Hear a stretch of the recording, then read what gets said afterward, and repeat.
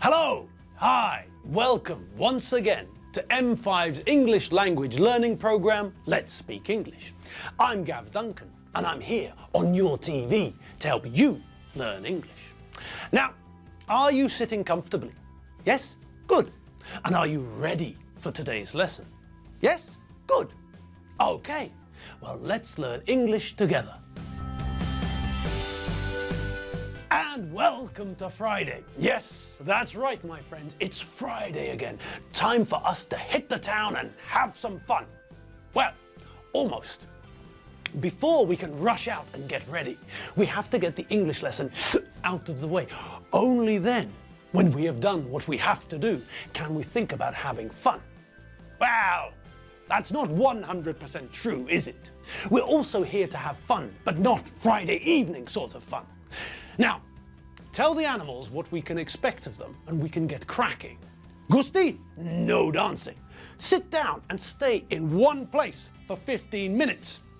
Margot, make sure you don't block the TV screen. Sleep all you want, but not in front of the TV. And Nigel, our gloriously hairy pet. Nigel, it's Friday, and I know you're excited. I know that. We all know that. But please, for the next quarter of an hour, keep a lid on it, okay? Stop the noise pollution for the next 15 minutes. After that, the world is your oyster. Do whatever you want, but until then, button your lip. Okay, instructions delivered, let's make a start. And today's a very special day, isn't it? Yes, that's right. And who knows why it's such a special day? Well, in fact, there are two reasons for today being special. The first reason is that it's the time again. The end of the working week is upon us, and the start of the weekend is so close that I can smell it. And it smells pretty good, I can tell you. It smells like everyone getting ready for the weekend, like everyone getting geared up for the weekend. Yes, it smells of freshly washed and combed hair, of antiperspirant. There's that prefix again, anti, the prefix that means against something. This time, it's against the idea of perspiration, the noun from the verb to perspire, which is a synonym for sweat. So, when you roll that roll-on onto the skin of your armpit, or when you spray that antiperspirant spray onto your armpit, or when you apply that antiperspirant stick to your armpits, you're putting something onto your skin which works against sweat. This stuff stops you from sweating, temporarily, so that after a few minutes on the dance floor, you hopefully don't look like this. And also connected to that thought, hopefully you don't smell in a way which makes people near you react like this. So, that's antiperspirant. It stops you from sweating, which in turn stops your armpits from smelling like 3-week-old milk, which in turn means that someone might want to dance with you tonight. So, that's good. The other stuff you can put on your armpits is deodorant. Now, this is different to antiperspirant because all deodorant does is cover, mask or hide the smell. When you use an air freshener in your home, what you're normally doing is hiding the smell. Most air fresheners don't deal with the source of the smell. Most air fresheners merely cover the bad smell with a nicer smell. And the same thing is true of deodorant that you buy for your armpits. These don't stop you from sweating.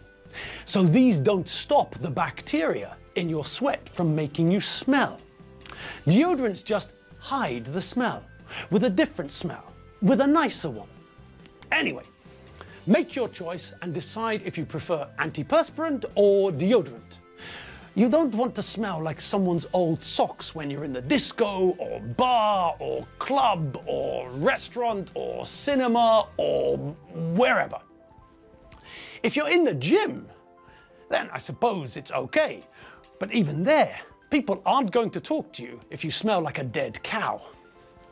And after that small diversion into the world of personal hygiene, let's get back to where we were, talking about the reason why today is special. Okay, we know reason number one. it's the beginning of the weekend. And now for reason number 2. What's the date? That's right. It's the 13th, isn't it? It's Friday the 13th. Aha! So it's not only the start of the weekend, but it's also a day which is connected to bad luck.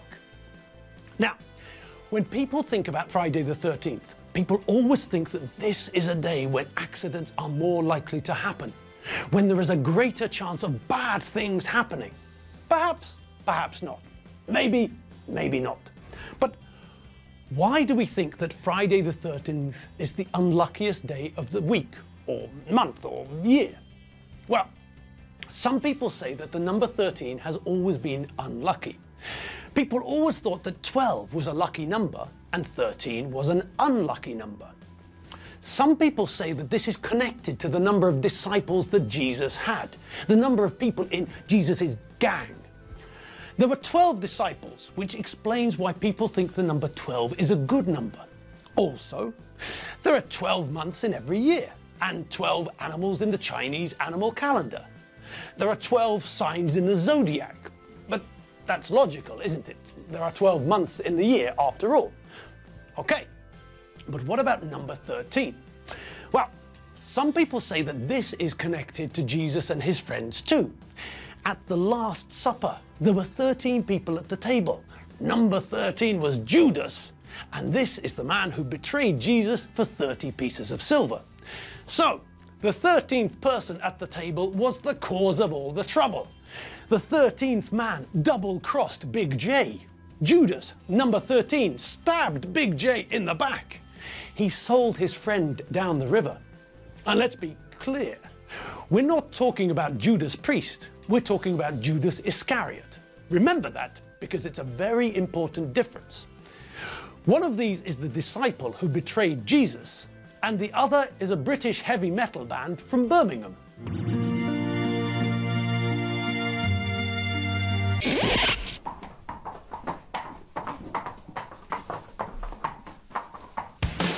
Breaking the law, breaking the law, breaking the law, breaking the law.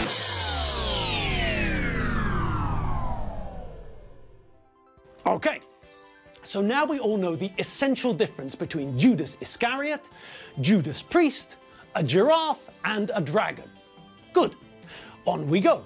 So, today is Friday the 13th, which a lot of people think is the unluckiest day in the galaxy. Now, this means that there are lots of superstitions connected to today.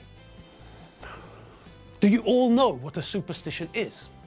A superstition is a belief, but an illogical belief, that certain actions cause either good or bad luck to come to a person. Let me give you an example. When I was a kid, lots of people used to have a very strange thing on their key rings. They had keys on their key ring. Obviously, that's why we have a key ring, isn't it? To keep our keys in one place, so that it makes our lives easier. Okay, so these people had keys on their keychains. Fine, but lots of people also had something extra on their key rings, something that they thought would bring them good luck. These people had a rabbit's foot on their key rings. Now, I never really understood this superstition. Why would a rabbit's amputated foot bring good luck to anyone? Certainly the rabbit's foot didn't bring too much good luck to the rabbit, did it?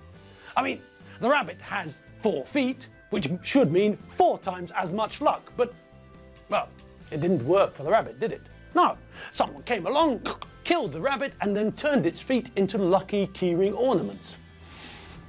Anyway, let's forget about the decidedly unlucky rabbit and concentrate on the idea of superstition. There are lots of superstitions that we believe, even today. For example, my dad always taught me that it's bad luck to put new shoes onto a table. I have no idea why this would bring bad luck. And when I asked my dad, he just replied that it does, so don't put new shoes onto a table. Okay? My mum also told me that it's bad luck to open an umbrella over your head inside. Again, when I asked her why it's bad luck, she replied that she didn't know, but that it is bad luck, so don't do it. Okay, so Those two examples are just two of the many superstitions that people believe, or maybe half believe. I bet you can think of lots of others too, can't you?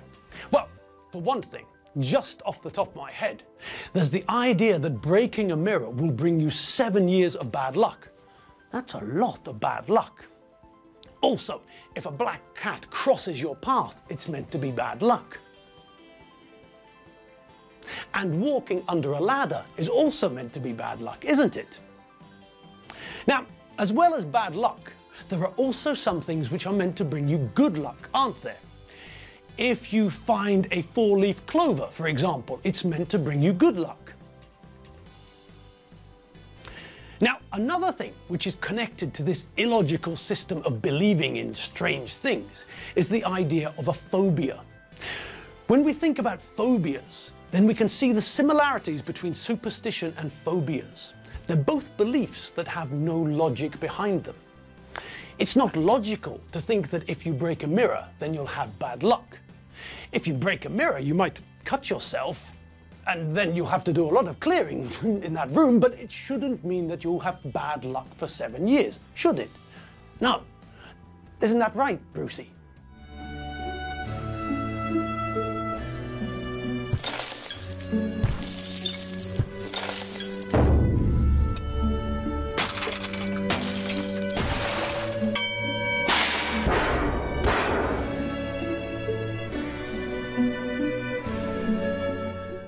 Well, although I don't recommend that you follow Brucey's example, I think we can all agree that the best reason for not breaking a mirror is all the cleaning that you have to worry about afterwards. Okay, but what about phobias? Well, there is a big difference between phobias and superstitions, even if they are both illogical. Phobias are illogical, irrational fears, whereas superstitions are just things we believe. Most people don't have a fear of black cats, for example, or of walking under ladders. Perhaps people don't walk under ladders, but it's not because they fear the ladder. With phobias, people develop an irrational and illogical fear of something. Think about acrophobia, for example. This is the name for a fear of heights. Now, lots of people don't feel comfortable being in very high places, but these people don't say that they've got acrophobia. That would be too strong. These people don't like being in high places, but they don't have a fear of heights. They don't panic and have a heart attack if they have to move away from the ground. Now, there are lots and lots of phobias. There are too many to list, but I did find one which is very relevant to today. Triskaidekaphobia. Yeah? What are you to say to that one? That one, rather bizarrely, is the official word for the fear of the number 13. So, presuming that none of you are now hiding behind the sofa until tomorrow comes along, shall we continue with our lesson? Yes? Good.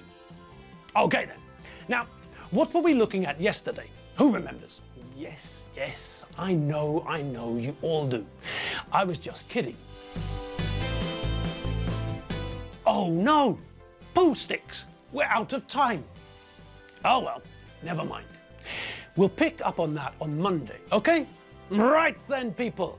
Tell the animals that they're free to do whatever they fancy for the weekend. And, well, I suppose I'd better let you all rush off and get into the shower.